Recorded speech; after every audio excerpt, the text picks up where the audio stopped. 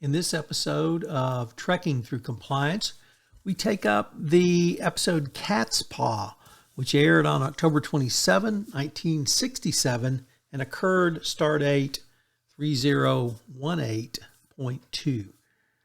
Perhaps the most unique Star Trek, the original series episode, originally designed as a Halloween episode. It has black cats, it has witches, it has dark castles, and of course it has a lot of magic.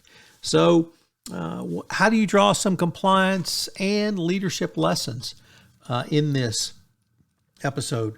Well, the first one, we go in a little bit different direction, because why is ego a part of the Jonathan Marks fraud pentagon? Jonathan Marks took the fraud triangle and expanded it out by adding an ego component that he sees in many fraud cases, that CEOs or those who engage in fraud either have very large egos and think they can get away with it, or just have very large egos and think they're entitled to it. So think about ego in the context of the fraud triangle.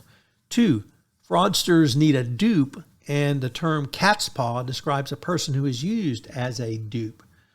So corruption is a subset of fraud, so you need to be aware of, if you don't know who the dupe is, well, the dupe is probably you.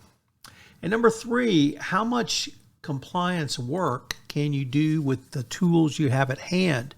As the economy teeters towards recession, many companies may well cut back, and you have to consider what tools you have at hand to continue to have a best practices compliance program.